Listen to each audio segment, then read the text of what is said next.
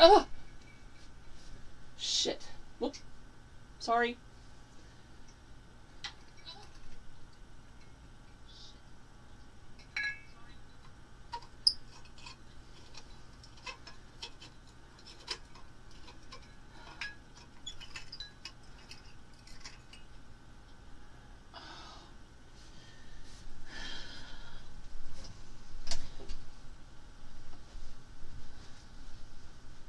Honey? Yeah. Both of them, when I unscrewed them, came loose from their bases. The bases are stuck. It's just how the whole thing has gone. It's okay.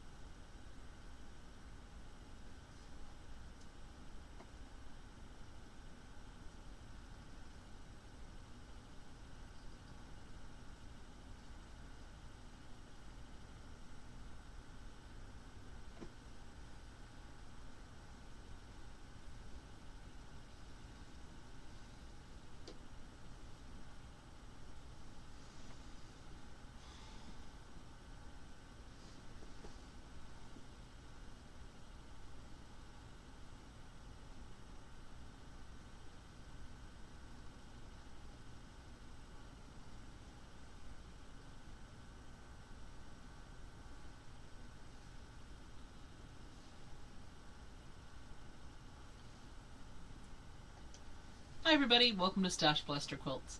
My name is Maria and I'm here to help you make more quilts in less time with less stress. So, hold on, let me turn this off here. Sorry about that. So it has been a day, and I'll get to that in just a minute. But if this is your first time here, I am a professional organizer by trade, and so I usually start with a tip or trick for the session. So this time I want to talk about filing. Now, where does filing come into quilting? Well, if you want to keep track of any notes you have on patterns, keeping track of your trackers, those kinds of things, it's nice to have them contained and in a sorted way to make it quicker and easier. Hi Judy, I just saw your note. So the thing I want to talk about today is color coding.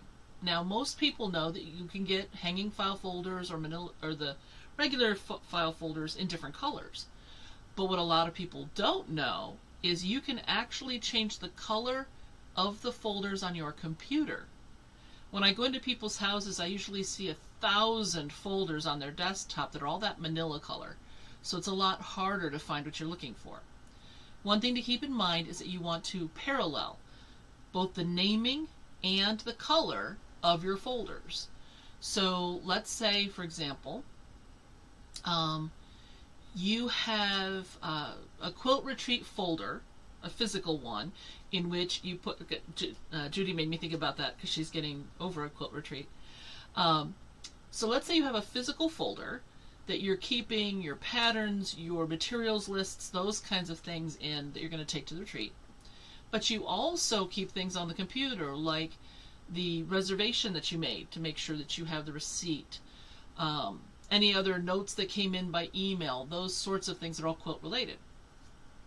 If my quilting physical folder is blue, then I should make my quilting computer folder blue as well. And there's thousands of colors to choose from, so if you have light blue, you match with light blue, dark blue, etc. And it will make your life a lot easier to be able to find what you're looking for without spending forever going through all those folders on your desktop. So that's our tip for this time. All right, it's a little bit of a whiny time for me. It's been a weird couple of weeks since I was on here last with you. But just to give you an example, let me tell you about my day today. Got about 2 hours of sleep, and then I needed to film some video for some classes that I'm offering. This is not quilting related, this is hoarding related. And so I had to do these 1 minute to 2 minute segments that I had to pre-script, and I had to include this, that, and the other thing. So I was filming at 7 o'clock this morning. Same hair and same makeup as I have on now. I don't have a clue if there's any left on my face. That's just how it goes. So right in the middle of my filming, my fan started on my computer, and I don't know if you can hear it, but it is relatively loud and I can't get it to stop. So I had to try and find all kinds of filters, because this is really the only even relatively quiet room in my house. So I finally got it all filtered out when they started mowing my lawn. So it was just that kind of a thing, trying to get the video done. Then I worked like a madwoman all day trying to accomplish things. As it is, I barely got enough done to be able to eat my dinner and run up here in time to get this started. I kept getting phone calls and texts and emails, and they were all overlapping, and a couple of times I got the wrong person, so it was just kind of chaotic all day. I was sitting here with just about 10 minutes to go when 2 of the 4 light bulbs burned out in my overhead fan. So I had these 2 lights down here that I actually remembered to turn on before the session started, which is not a common thing for me. So I went to go and get more bulbs to put in, and I started to pull the first one down, and I got a blue spark, and I saw that it was just hanging by the wire. So the screw-in part is still in my lamp. And then I went to unscrew the second one, and the same thing happened. There's no screw part on this, it's just the bulb. So even though I brought bulbs up to put in the light, I don't have them. So That's why there's some additional shadows, like on my shirt you can see, that aren't normally there. Because of course the two bulbs that burned out are the ones facing me and the sewing machine and everything. So it's just that kind of a day. And it's going to be that kind of a week the rest of the week. However, next week I'm going to be doing a little bit of vacation time, so that'll be good. And hopefully I'll be able to recenter and get my brain back together for our first November meet. Hold on one second, I forgot what the date is. I apologize for that.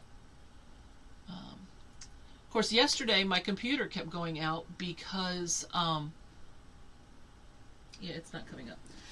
My computer kept coming out because apparently they were doing something with our substation, and so it would alternate. Either the power or the internet was going out all day while I was trying to work, which is another reason why I was so far behind. But anyway, all right, let me just double check here on the date because I don't want to lead you astray. So our first meeting back here is going to be November 6th, so it's actually 3 weeks from today. It's always the first and third Wednesday of the month. So in the next 3 weeks, you can get the last block completed in our 9-block block of the month. So this is the block we're doing. So if this is your first time here, you can get all of the blocks on my website, which is StashBlasterQuilts.com. If you want to send me an email, you send it to mail@StashBlasterQuilts.com. But if you go onto the website, there's an annual quilts tab. You click on that, and then 2024, and it will give you all of the blocks with all of the instructions. So last time we assembled the strip sets and the half square triangles and these inset triangles. But we haven't actually assembled the block once we got those pieces made. So today we're going to go ahead and assemble those pieces. But we're going to do that after I tell you about the other quilts that are in the works that some of you know about. I have taken Grandmother's Flower Garden down off the wall.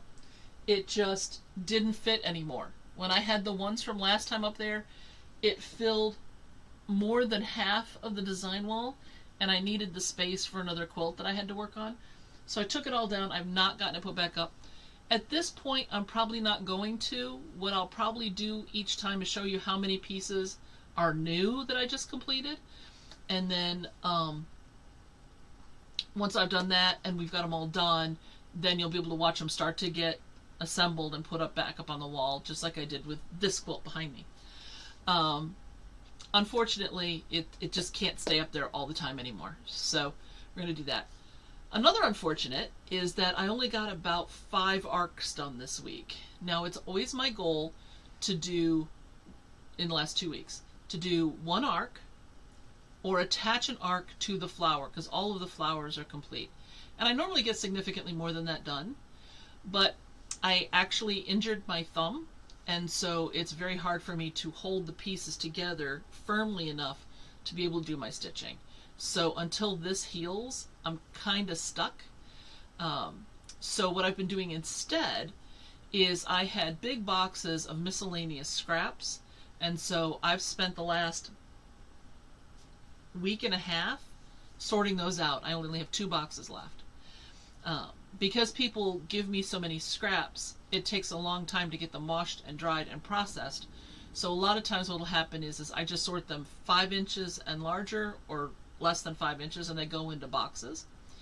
But because of a project that I'm working on and need lots of little pieces, by sorting by color, I'm going to start putting those in separate boxes and bags to go with the other ones that I've already sorted, and that will help me find what I need when I need it. So that's what I've done for the last week and a half. But that does mean I have bags. I have a couple of these full of just yellow scraps. And then I have, of course, all of the other colors as well. So those will go with the rest of my under 2-inch unprocessed scraps. Unprocessed is unclear. All of my scraps get washed on hot and dried on high. I do that because I know that a lot of these quilts are going to get washed, and I don't want there to be uneven puckering because some pieces were washed and some weren't. And because I get quilts from I get material from lots of different places and people, I don't know if they pre-wash or not. And so I don't want to have a problem with that. So, hold on a second. I just lost the live stream. There we go. For any comments. Okay, there we go. So since I don't want that to be a problem later, I just make sure that everything gets washed whenever I get new. So that takes a lot of time because I usually procrastinate until I have a lot to do, to be honest with you. So then I do the major sort. So if it's at least a fat quarter, that gets dealt with almost immediately. That gets ironed and then folded and put on the wall behind me. And then it's the other stuff that goes into just boxes for general use. When I have time, I go through, I iron, I cut down to the various sizes, etc. And if I don't have time, if I need chunks that are 5 inches or bigger, I go to those color boxes and I pull out all the scraps that I have in that color. So that's kind of how I handle it, given the volume of this that I do. So, so that is for the block of the month. The project that I'm working on has me sorting the scraps, and so that's what I've been doing for the last week and a half. Other than that, since my son decided that he doesn't want a signature quilt for his wedding, I'm not touching that until February, so that's good. And I am, working on my last hoarding book, and I'm working on various presentations that I will potentially be giving next year. So it's been very busy. I don't have a lot of downtime. And because our college kids that are our assistants have all gone back to school for now, we're shorthanded. So instead of being able to rest on my laurels and just run the company, I'm actually getting back in the field a lot with clients too. So I think it's pretty good that I said I was going to stop taking new commission quilts. I still have a couple to finish. But then once those are done, I'm going to just be waiting on Jonathan and doing stuff that I want to do. So that'll be good. Let me think. Is there anything else to catch you up on before we get to sewing? I don't think so. Okay, so let's talk about assembling the Lose star block. If you pulled up the pattern, you'll have already done, like I said, those 3 separate blocks. One is this 3-piece set, one is the red and yellow strip sets, and one is the half square triangles. Ta-da! So you should have all of those already made. Now, I do put the dates that I'm doing the live streams that correspond to the blocks on the top of the page. So if you wanted to go back and start with block 1, you'll be able to see which sessions I did that correspond to that block. Last year I didn't do that on the mystery quilt, and then people kept getting lost. So starting now, I'm going ahead and I'm doing that to help you out with it later. If you have not yet filled out the survey, there is a survey on the community page here, on the community tab. Please go and fill that out, because at the end of the month, I'm going to aggregate everything that came in through SurveyMonkey, plus some of you have sent me emails instead of doing the survey. Some with more suggestions and some with clarification questions, etc. So I'm going to aggregate all of that, and then I'm going to take that information to design next year's quilt. If you haven't been here that long, this year we're doing the block of the month. Last year we did a mystery quilt, which was a disappearing hourglass design. And then the year before we did a 1-block quilt, that being 4 patches that we then cut wonky. So you can go back on those annual tags and see them all. So that's where we are with that. I think that's it. Okay, so let's assemble the quilt. Again, I'm going to apologize for the lighting. I do have my 2 lower lights on that should be helping, but it's still a little bit darker than I'd like in here at the machine. So let me show you here. So you can see it's pretty dim here. So the first thing you're going to do is you're going to look at the design for your color placement. And the block that we want to be looking at is this one right here. These 2 strip sets, and this inset block. When you cut the strips,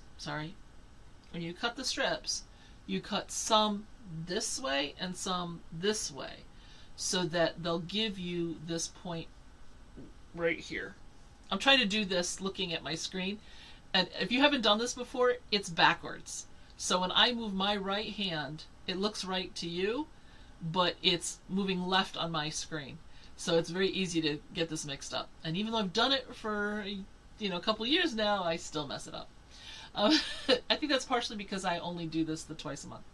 But anyway, so you're going to have one of each direction strip sets and your inset block. Now this is where we're going to be doing Y seams. Now, people get nervous about Y seams. It's not that hard, but because people are afraid of them, they make them harder than they need to be. There's a couple of different ways you can do it. There's lots of tutorials. I'm going to show you how I do it. I started doing them before anybody told me they were hard, so I don't really have a problem with them. But it is the kind of thing that you hear a lot about. Okay? If instead, when you assembled this block, you did not want to do the Y seams, you could split this triangle block. You'd have to add some extra material. But if you split this, you could assemble the triangle onto each strip set and then sew it together in the middle, and then you'd have 8 pieces, but you wouldn't have to worry about that. You'd also have to split your half square triangle this way.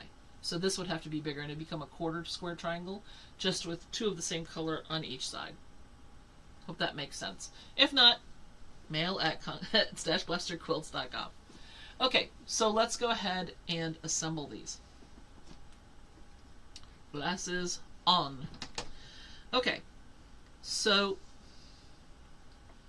it says to pay attention to the color placement, which we're going to do. Ta-da. And to put your strips in the same order. Okay, so it's the lighter, then the darker, the lighter, then the darker. That's why they're going 2 opposite directions here. Okay, in this case I'm going to do red and white because it's easier to tell than between the 2 yellows. But once we have that determined and we know where our inset's going to be, we can go ahead and sew it. Alright, let me grab a couple pins. I keep them back here. I have a little flower pot here.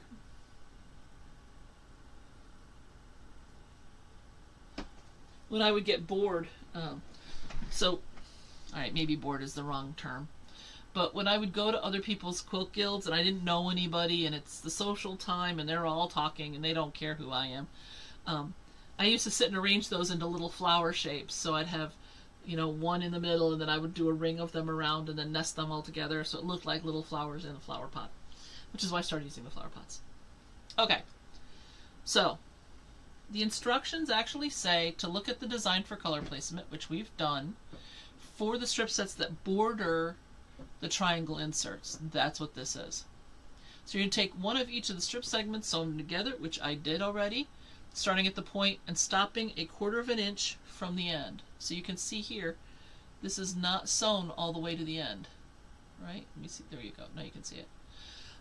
We want to leave that 1/4 inch because we're going to sew half on one side of our inset and the half on the other. Actually, let me get my iron heating. Okay, so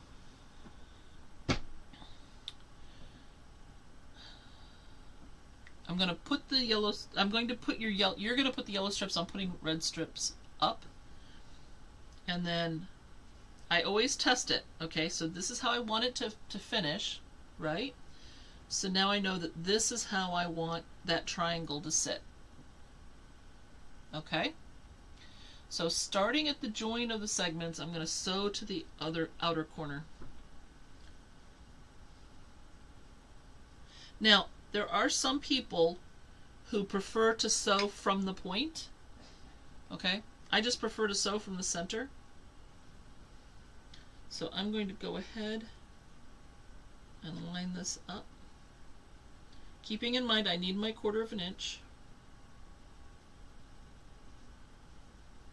Now, if you're concerned, if you want to make sure, if you want to make sure that these 2 points are going to match, one thing you could do, let me get my ruler here, and you guys see me do stuff with pins all the time. I can take this,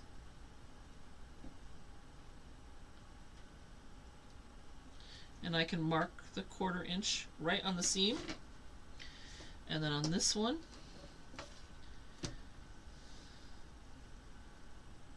I can mark the 1/4 inch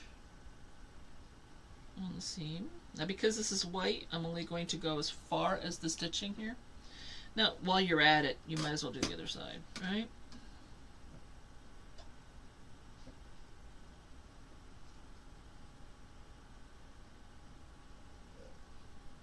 Oh, here's in my way. There we go.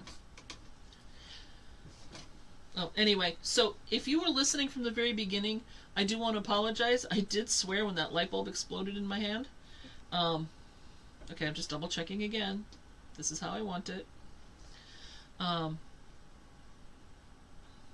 let me do this side first. It'll make more sense. Okay. Because I did swear when the thing exploded on me. It was a little swear, but it was still a swear. I apologize that this is not as smooth as it should be, but I was running up and down the stairs and I didn't get much chance to prep, so there we go. Alright, so if you want to mark like this, then all I'm going to do is I'm going to stick a pin right at that mark on the seam. Come on. Yeah, this thumb is giving me a real hard time. Okay, and then I will put a pin in the 1/4 inch mark on that. Okay, so you can see that my pin is coming out right on that mark. And then that way, when I line these up,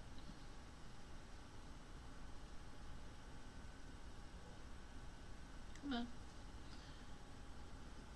they're going to line up properly. So see, my points are pretty much right. That's why I like to start, and I'll put this on, but then when I sew from my joint here, it should line up just right. And I'm also starting, actually no, on this side, I apologize. On this side, because my foot is uneven, it is not the same distance from my needle to the outer edge of the foot on both sides. It's only on the right side that I get my 1/4 inch. I'm actually going to have to sew from the point toward the center. So I apologize for that. But I found that out the hard way. I was sewing using my foot as if it was laterally even, and it wasn't, and it completely messed up a quilt I was doing. Because it was only off by a few threads, but a few threads over the course of a whole quilt can make a big difference.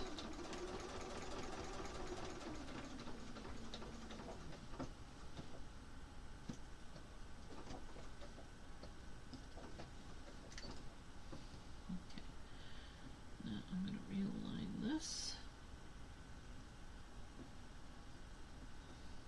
So the only problem with this is that this piece kind of gets in the way. So you're going to want to fold it back, because this needs to fold down, because I don't want to accidentally stitch into the darker color. So I just want to make sure it's completely out of the way. And then there's a hump right here, plus it's right where I stopped sewing. My stitching ends right there. So that's where I'm going to stop as I move forward. See, I'm trying to talk and show, and I'm letting stuff move around.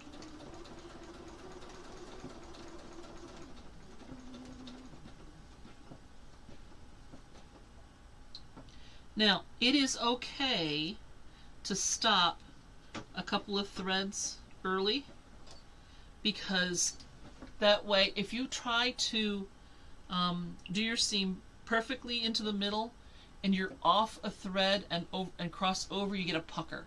So I'd rather leave it a little bit and then have that breathing room. Okay, so I did take a couple of stitches back.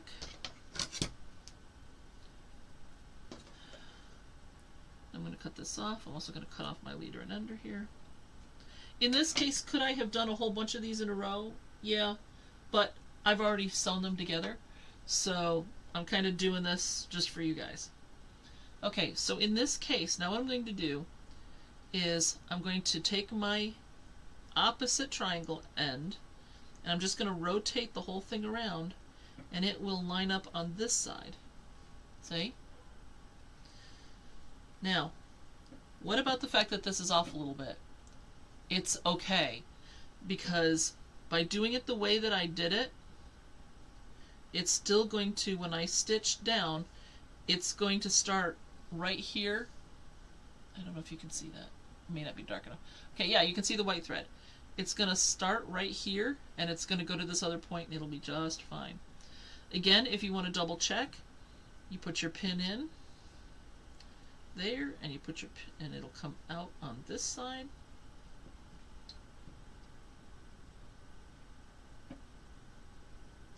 On the mark.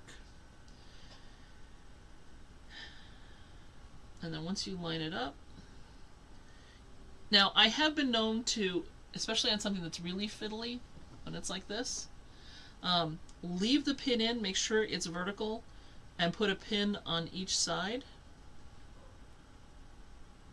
like so.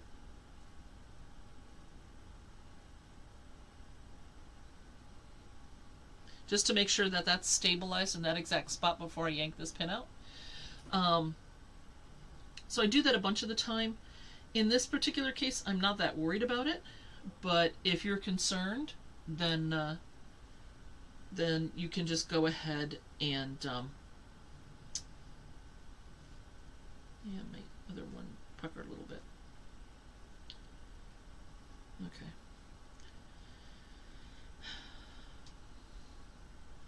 Now in this particular case, when I pull this forward, this is just automatically going to stick out of the way.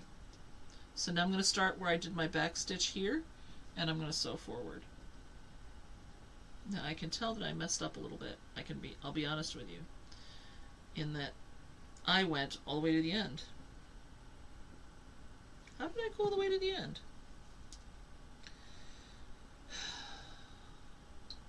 Alright, that's 100% on me. I messed that up. Like I said, it's been a heck of a week. I apologize. I'm going to turn this around. It's going to get a little bit brighter here because I need the light to be able to see. Yep, I didn't stop in time. So all I'm going to do is see if I can undo these stitches just a little bit. I don't know why. So, if you haven't been with me for a while, you don't know this. But since I know that I'm not perfect, and most of us aren't, I show you my mistakes too. So this is what lack of sleep and lack of time to prepare will do to me. So what happened was, as I stitched all the way to the end, well, almost to the end, and I stopped paying attention because I was trying to think of my next step to make sure I didn't look and sound like an idiot. And so what did I do? I made myself look and sound like an idiot.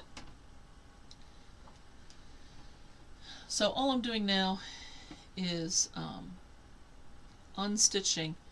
I'm not actually seam ripping. I actually pulled the stitches out. Okay, so back to camera 3. I'm going to spin this light around too before it turns me blind. Well, maybe if I leave it like that, you guys can see better.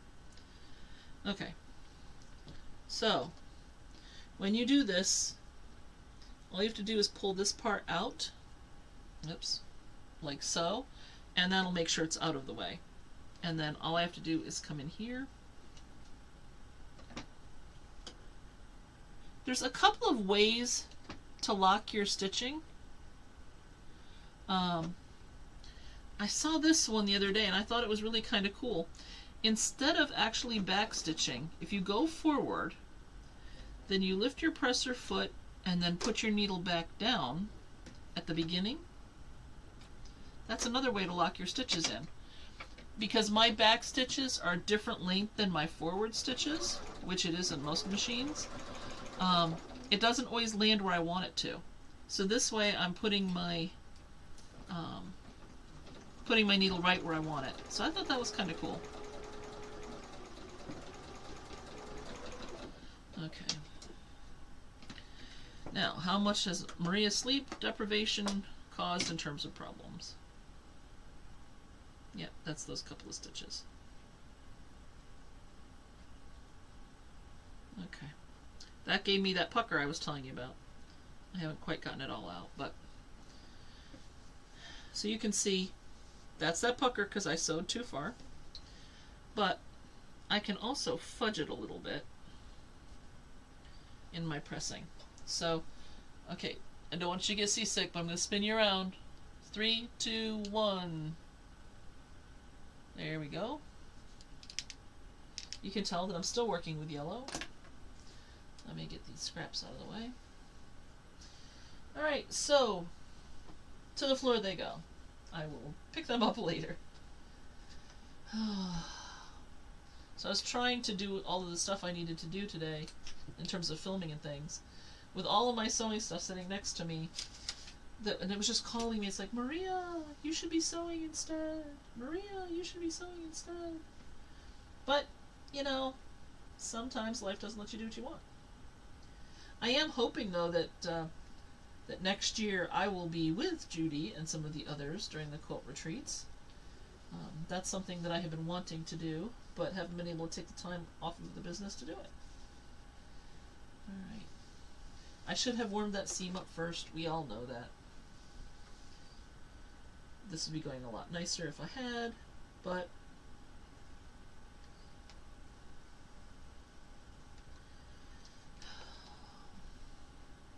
actually my tension's off a little bit too, I think. This machine got moved several times, and we had the power outages I was telling you about, and my machine was plugged in at the time, so it's not particularly a happy camper right now.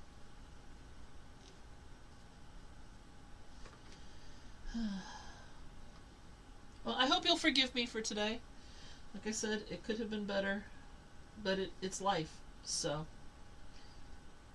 Okay, so that is our central block that I was doing here. This is the triangle insert with the yellow strips. And what I did was the triangle point is what lays flat, and I'm folding back up against what would be the yellow strips for you. So, okay. Now, what we need to do, oops, I need to spin you around again, but this time I did it before I was on that camera. Camera 3. Okay, so now what we'll do is we will detach these two together. Again, stopping the 1/4 inch from here. Now, if you want to cut your dog ears off, you can, but it's stopping at the 1/4 inch. And then we would inset the half square triangle. So this is what that would look like. Again, I know it's all wrinkly. I apologize. I did not get a chance to get it pressed. But we inset this the same way, and what we're going to have is this is half the block. Let me pull this up so you can see that. Okay? So then we would attach the other half to here, and then inset these two half square triangles. So, yeah, there's 8 Y seams in this design. So, again, if that makes you nervous, there is a workaround. But the more you practice things like Y seams, the more comfortable you'll get. In this particular case, like I said, this isn't looking good, and I apologize for that. Partially it's just the back and forth and in and out, and these got, you know, tossed in a box, partway done, and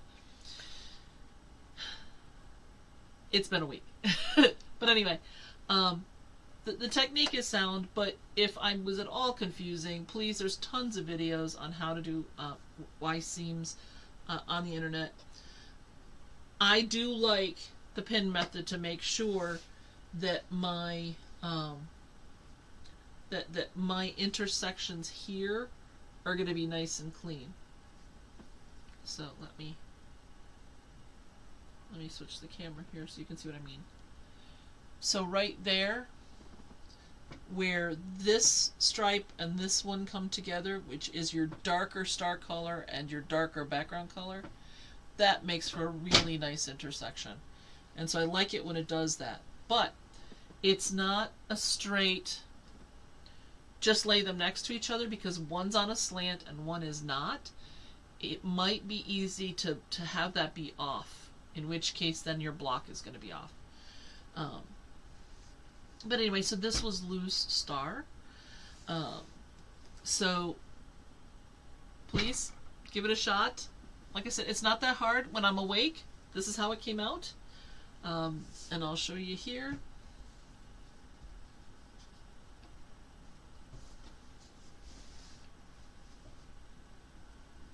Let's go with this one. So you can see that my lines lined up here just well. This got inset, it lays flat.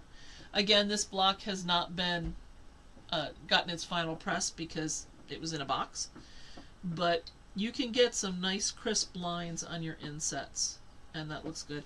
And my center came out pretty good here. Hold on. Let's move you in. Okay. But just like before when we talked about the center like this, you could, if it didn't come out nice and neat, or if you just don't like it, you could do a button, you could do a yo-yo, you could make the fabric flowers that we talked about before, and having those in the center are really nice. The fabric flowers always have a hole in the middle, so what I like to do is actually sew a button through so that the button holds it together but provides the center of the flower. I don't know if you remember what those looked like, so give me just a second, because we talked about this with the last block, but I still have them over here on my wall. So pardon my not being in front of you for a minute here.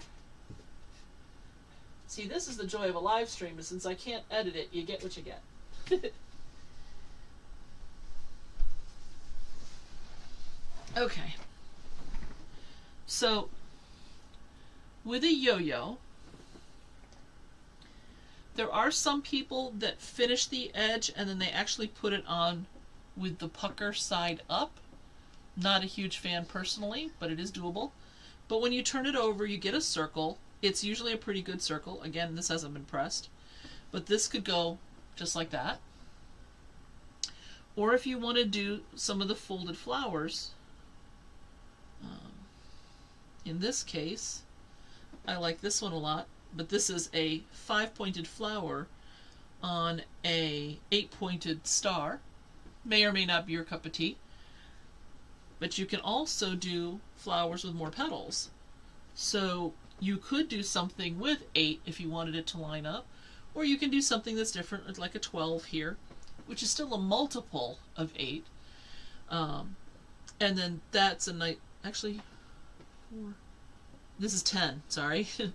But I do have some with 12. And so this could make a very nice center. Now this is significantly bigger. This is about a 2-inch center. This one is about 1.5 inches. And then this one's 1 inch. So you can see that it'll make a difference on your quilt. What you might want to consider doing is, as part of your design phase, is just take plain circles. Now, if you already have circles from other things in fabric, that's fine, but you could just use a protractor or a template and make 1, 2, 3-inch circles on index paper, or the box that cream cheese comes in, anything that's big enough to cut the circle out of, just to give you the size, and then you could audition them on your block to decide what size looks best to you. For me personally, I think that the 1 inch, let me put it back here to the 1 inch. I think the 1 inch is too small. I think that we need something beefier in the middle if we're going to have it there.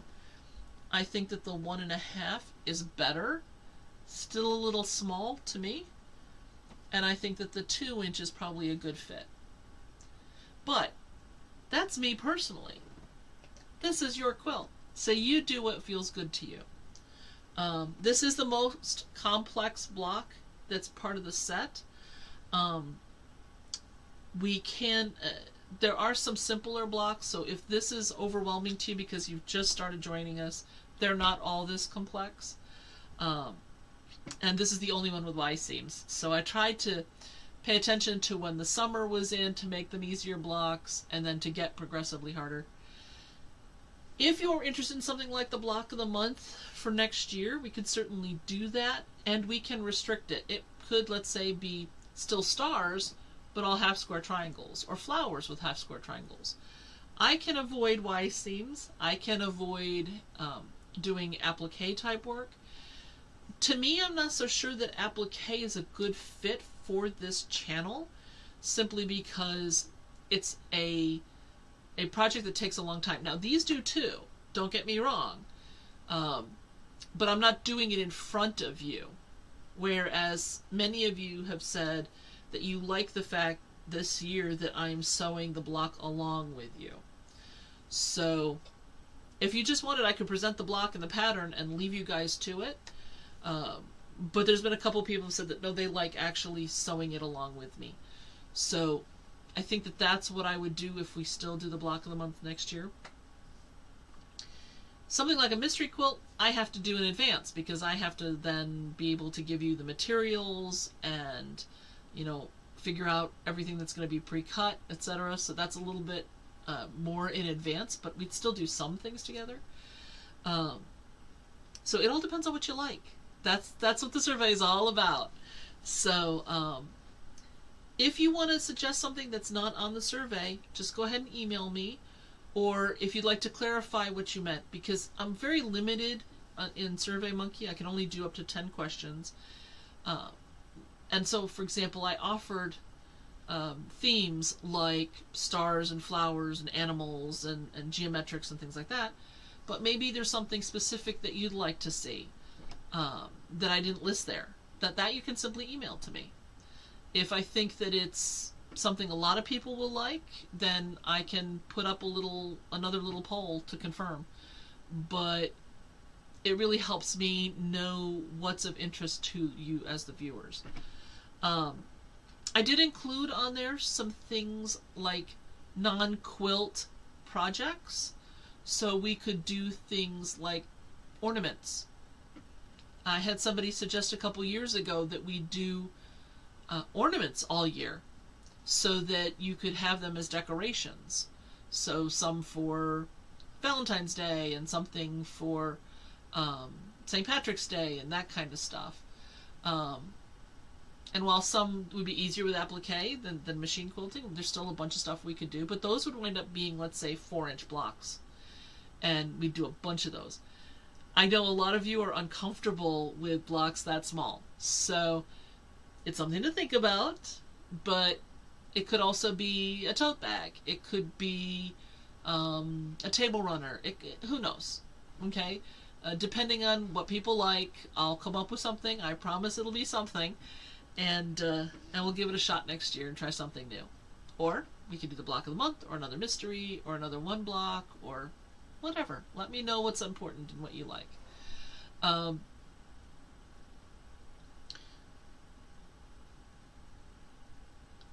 don't know if I told you before.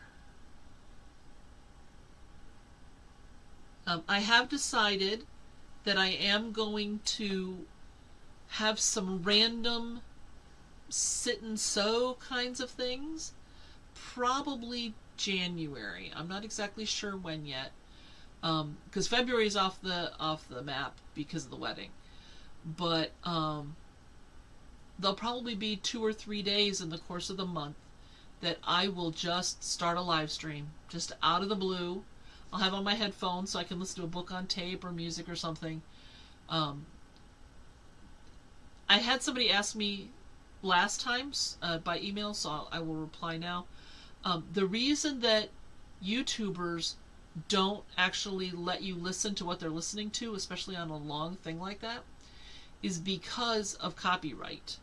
If I am listening to it myself, that's private usage, that's fine. If it's on the YouTube, it's considered a performance and I owe royalties for that. Um, or, more importantly, I would have to get permission to have it on my live stream, and they would be very persnickety as to what I said and what I did and how it was played, etc., etc., etc. And so that's not worth it for any YouTuber. Okay? So that's why you always see them either with earbuds or a headset when they're doing anything time-lapse or something that you can see them doing something, but you are hearing a different set of music that's just playing, because that's usually royalty-free music. And it's just there to have you have something to listen to. It's not what they're listening to. But anyway, but that'll be the kind of thing where I'll set this up. The chat would be live, so you can tell me what you're doing. You can email me something, and then I can pop it into a PowerPoint and show it to everybody. So it'll just be a sew along with Maria kind of a thing. And then, assuming that that is something people are still interested in, then I'll continue doing them at various times during the year. I will, however, still be running my company. I will still be going on to conventions to give speeches. There's a chance I'll be going to Romania in May. So it's not going to be a consistent thing. So I can't say that, it's going to be maybe the second and fourth Wednesday, the opposite ones from our normal meetings. Can't do that. So the only things I'm guaranteeing you is the first and third Wednesdays, 7 o'clock here, as long as I'm in town for it. My remote work has been poor in terms of being able to get good enough internet, getting a quiet enough place, etc., to do these when I'm on the road. So that's why last month I did the 2 sessions. I did the second one only a day or 2 after the first one. It was just to make sure that you had the second part of the block. But it aired early because I wanted to make sure that you had that for doing that block. Hopefully that all makes sense. I'm going to do my best to make sure I get more sleep next time. Again, I'm sorry for it being a little rambly and my sewing not being at its best. You certainly deserve everything that I've got. Unfortunately, I haven't got a lot right now. But anyway, I can't tell you how much I truly appreciate you. At this time of filming, in case when somebody comes and watches this 10 years from now and I have 1 million followers, at this point, there are 55 of you. We hit the speed limit. So anything over that, we're speeding, and I love that idea. But it has grown from, I think, 5 when I started. And you folks have found me. You have joined in. Some of you are chatty. Some of you are not. Some of you send me emails. Some of you love the 15 minutes early that I start. And then I have one of you who loves to guess what I'm doing the whole time. And so I start getting little emails sent to me saying, is this what you're doing? Is this what you're doing? Because you can't see me. They're guessing as to what my activities are. For them, that's just a fun thing to do. I've mostly gotten positive feedback from you saying that you like having that little buffer so that it alerts you that the live stream is on, but that gives you time to get through the restroom, go and grab something to drink or a snack or, ice cream and chocolate or dessert or whatever it is that you want to have while we're talking, and then settle down to relax. For some of you, you're prepping to sew along with me. That's fine.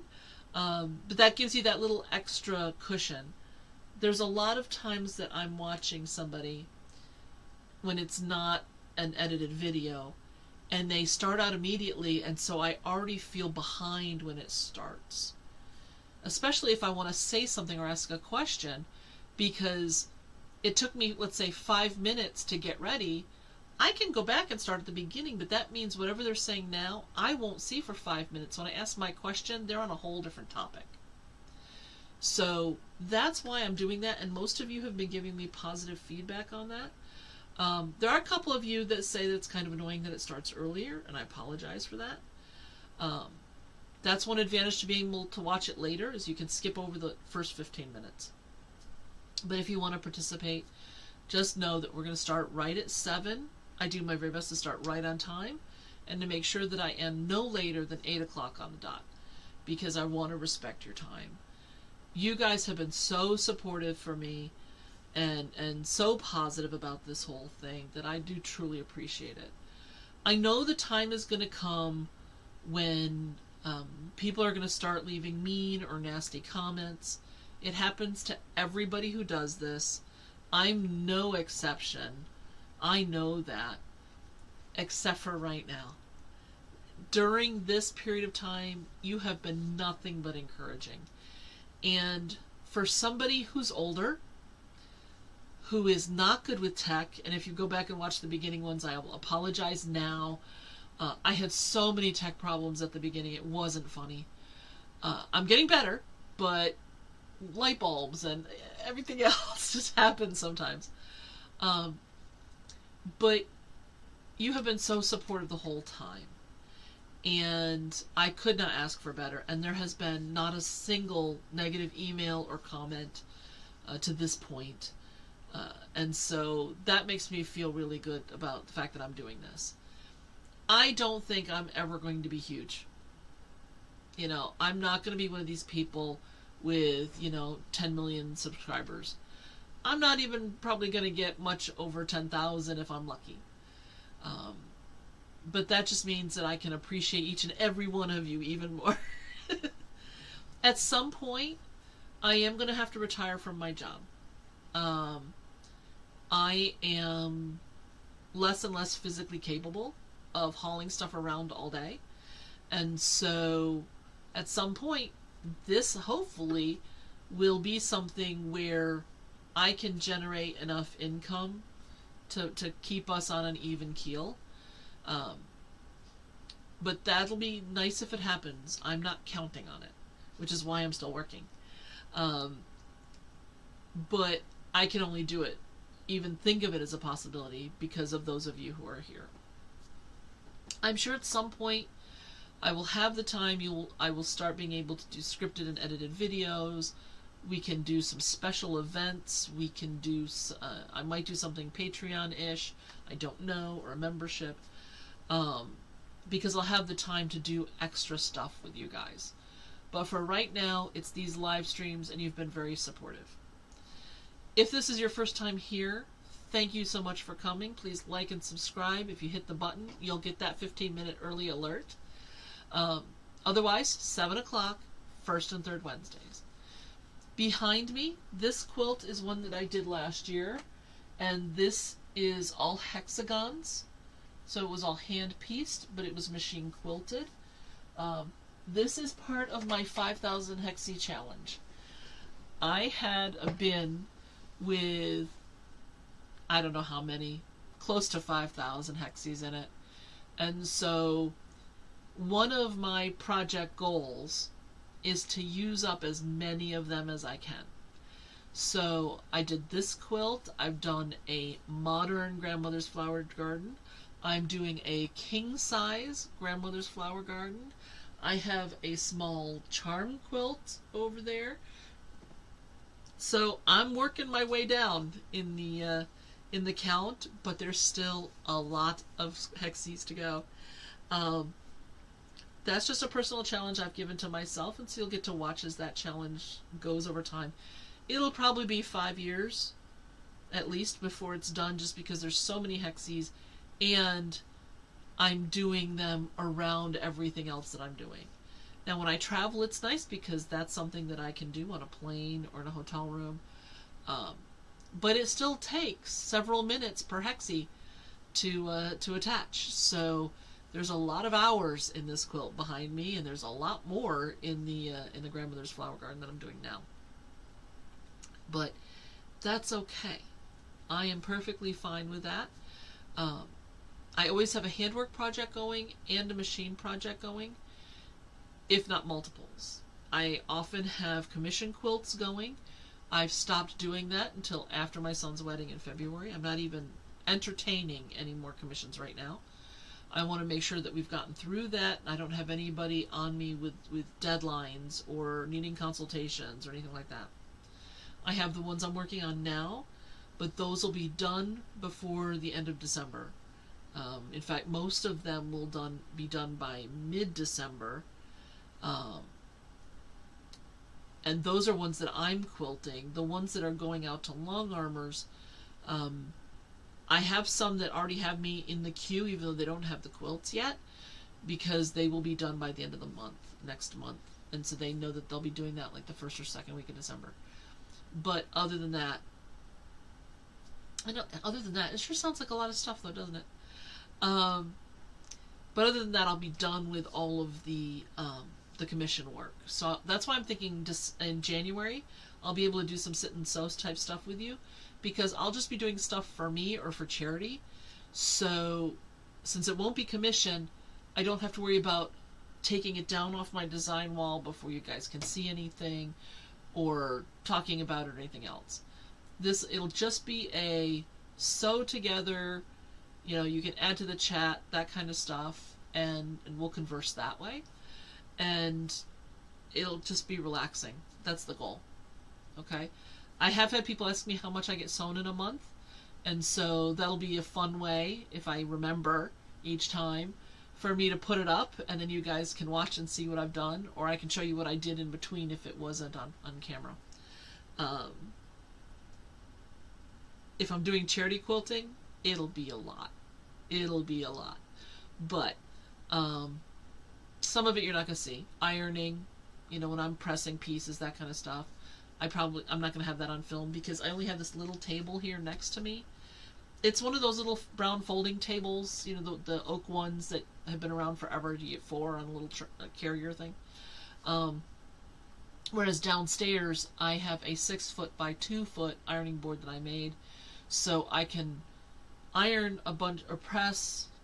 I know it's pressing, but I can press a whole bunch of stuff and kind of work my way down the table, and then it'll be cool at the front by the time I get back to it, because you want to let your things that you press cool in place whenever you can, because you get much cleaner pressings, which is why like this star isn't as clean as it should be, because I had to keep moving it around while I was doing other stuff. And so I get to the end and I'm done, and I pick up a section and I press in that section. I pick up a section, press, pick up and press. So I can get a lot done very quickly because I have the surface area for that. So that's something that you would not be seeing. You'd just be seeing the sewing. But I can show you, okay, I pressed all of this. Well, here in the screen we can say, I pressed all of this, and now I'm going to sew the next round. So that's what we'll be doing in January, assuming that you guys are still interested in that. Anyway, it is almost 8 o'clock. It's a couple minutes before. Again, thank you all so much for being here, sticking it out until the end. I really hope that this channel does grow in the future, but I will never ever forget or not appreciate those of you that have been with me, particularly from the beginning. So have a wonderful week. I will see you in 3 weeks, and we will be starting finishing the quilt top. So we'll have the 9 blocks, and we'll start with sashing, talk about those options when we come back. Okay? So that'll be November, is just going to be putting in the sashing and finishing the tops, and then December will be quilting and binding. All right? So take care, and I will see you. Bye-bye.